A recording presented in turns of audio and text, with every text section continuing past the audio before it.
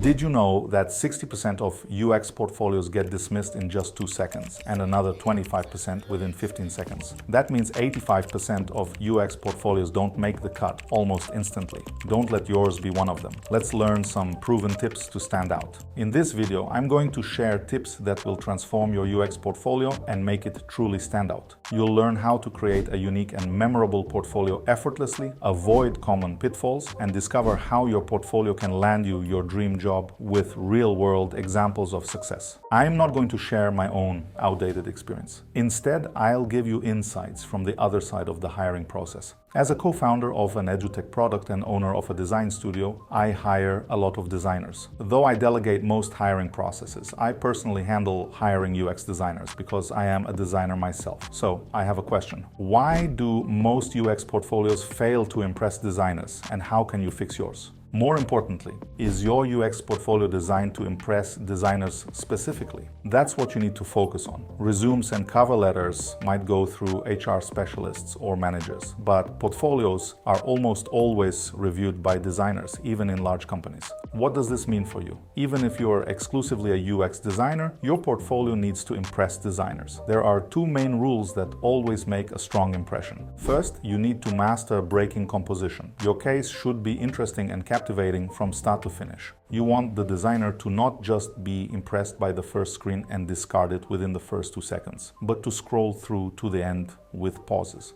Our main goal is to prevent the designer from closing the portfolio in the first 6 seconds, because statistics show that once someone invests a bit of time, they're more likely to see value in what they're viewing. Breaking composition is crucial. Don't overload the viewer with large volumes of similar patterns. Sure, you want to show the entire user flow in detail to highlight the scope of your work, but hold back and focus on engaging the viewer. Have you played Half-Life 2? Notice its perfect balance. Just as you tire of shooting, you're given a boat. When that gets old, the boat gets a gun. When shooting becomes tedious, there's a big story episode in a lab, and when that bores you, there's a sudden horror sequence, and so on. The game keeps interest through constant changes. You need to apply this concept to your portfolio compositionally. But how do you make an interesting composition if the work is visually dull UX? It's simple, and that's where the second rule comes in. The second rule is much easier to follow. Show the whole brand, not just UX. Nothing says you have to use only what you created. It's not misleading to incorporate branding elements and interface graphics from the product you worked on. Clearly state that your focus was on UX, but package it within the brand to make it clearer and more impactful. Now we have a beautiful picture. Is just a beautiful picture enough? Of course not. While it grabs attention without more depth, you'll end up with frustration and rejection. Most often this happens, but the good news is that this is the easiest obstacle to overcome. The picture is crucial, but once you've held attention, the next phase is a deeper evaluation of you as a specialist. This evaluation isn't emotional, but analytical, engaging the neocortex. The best way to impress at this stage is with facts and figures. Where can you find these? Maybe some projects were training or the stats weren't preserved. We all know how it goes in the real world. First, concrete metrics are incredibly important to us as hiring designers. You need to find some. No exact numbers, use approximate ones, explaining they're based on subjective impressions from a previous boss. While exact figures are best, even rough, specific numbers showing that a solution increased LTV or CTR or reduced support requests by 20%, even noting the number is an estimate from a support agent, are far more powerful.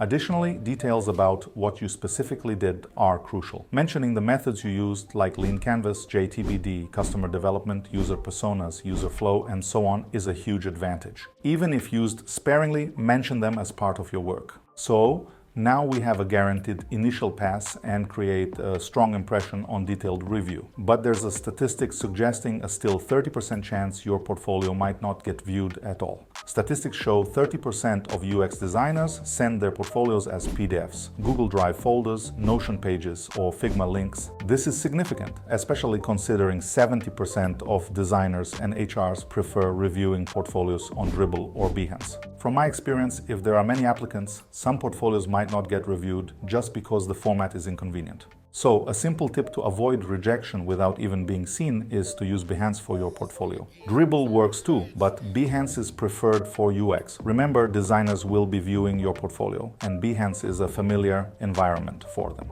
Also, keep in mind that designers have their quirks. I have them, and I'm sure you do too. Designers love details and typography. So, avoid using AI-generated images for your portfolio. Or if you do, use them correctly. Spend time selecting fonts that convey the project's mood, which will significantly increase your chances of a positive outcome. For more on this, check out our videos.